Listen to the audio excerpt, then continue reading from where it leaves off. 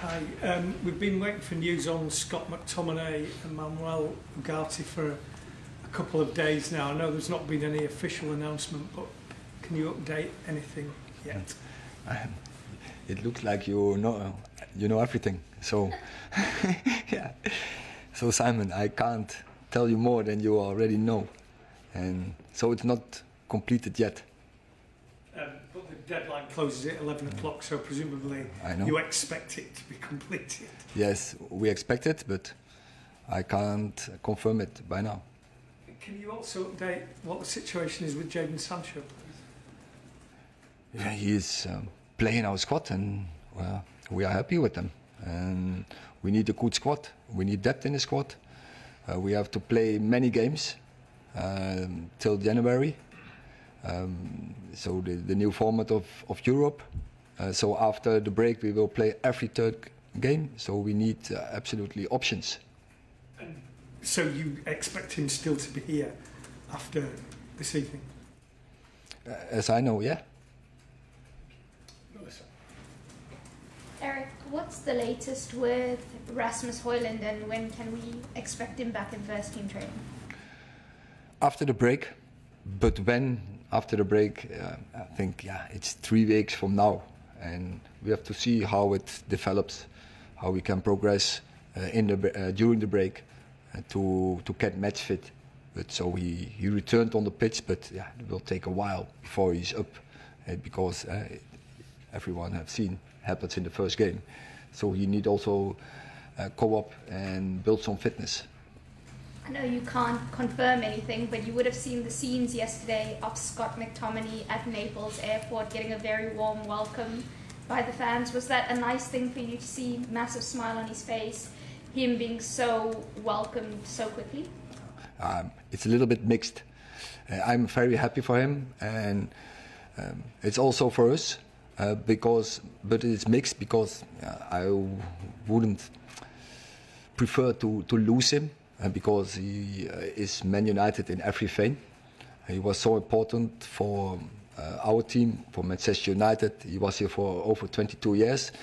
But unfortunately, it's the rules, and we have to discuss the rules when you have to do sales, and then obviously homegrown players. So academy players, they bring more value, and that's not the right thing to do. But I think for everyone, for all parts, it's a good deal. For Scott, he's happy with it. Of course, for Napoli, very good play, but also for us. Erik, looking ahead to this weekend, then, what is the team news heading into Liverpool? What do you mean with team news? You wanna have a lineup? In an ideal world, yes, but I don't think you're going to give us that. Are we looking at the same again, or do you have more options this weekend? No, we have so Mason Mount. We all have seen he's not available for the weekend, and then I think that's it. And for the rest, is the same squad as last week. With Liverpool in mind, obviously you had 2 good games against them at Old Trafford in the Liga and Cup last year. Is it a tie that excites you coming so early in the season, and what differences have you already seen in the way Arne Slot lines up his team? It's always when Liverpool comes, it's very exciting, and we are really looking forward to compete with them. So we have a good squad. We can bring a good team out. Of course, it's early in the season. We have to progress. We have to improve. Also because we have to integrate some new players in, but we are really looking forward for this game. Neil, what are you getting with the new player that you maybe didn't have with Scott? Why have you sort of made the change? With the new player, to make the change, I think you can't. It's not a comparison. It's not that you can compare those 2 players because they are different players, but. So we had 3 number 10s, and we didn't have any more holding midfielders apart from we had 1. So that is the idea behind.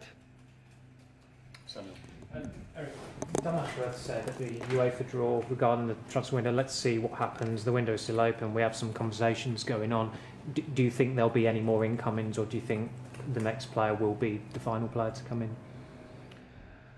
It's what Dan has said everything. So I don't have to go into this because it's already said. So I think we always look for opportunities to bring out the best squad we can have.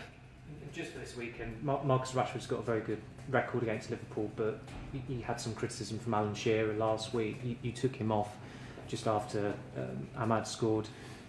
Is he lacking confidence? I know you said a couple of weeks ago he wasn't, but he's had some good chances this season and not taken them. Everyone gets criticism from you guys. Doesn't matter what we are doing. If we are winning, if we are losing, if I take a player off, then it's a conclusion. I'm not happy with him. I was very happy with Rashford in pre-season against Fulham, also against Brighton. It was not because that I took him off because his performances or his level was not right. No, we have to rotate, and we have good players on the bench as well. You bring new energy to win the game, and there will be a rotation. And that if then there's the conclusion a player is not performing, can be sometimes, but definitely it wasn't in this case. So stupid analyze in this case from a pundit. Hi Erik, you talked about the no good culture that you inherited when you first came here and all the work that you've had to do behind the scenes and the work that continues to go on with the structure and everything. With regard to Liverpool, do you think in a way Arne Slot's had it easier than you coming into a club that finished third, the structure was already in place, the players were there?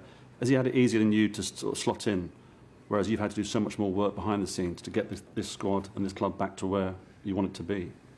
That's why that was one of the reasons I want to come here to have this challenge.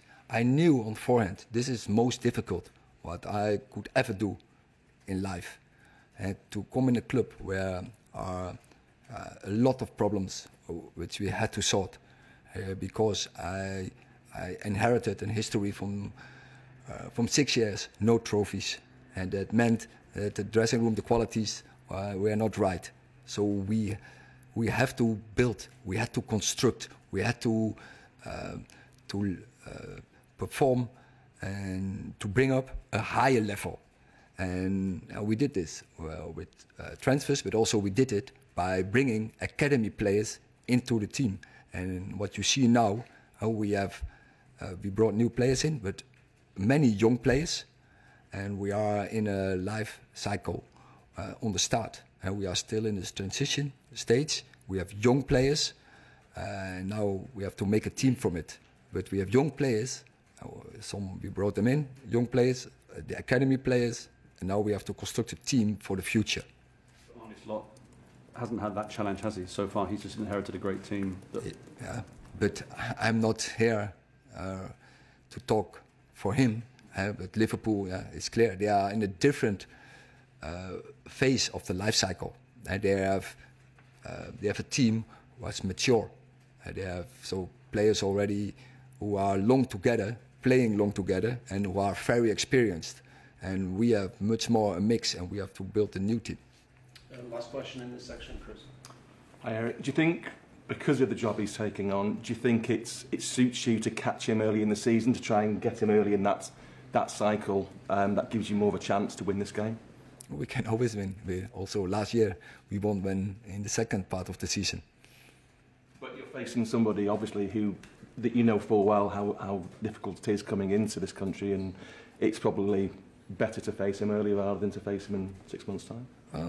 I'm not sure because, as you say, there is a team, and the structures are really clear. I think the players, the partnerships, the relationship in that team are very clear, and that is what he inherited. That is built over the past years, and still things are still the same. But also, I have seen some things already he brought in.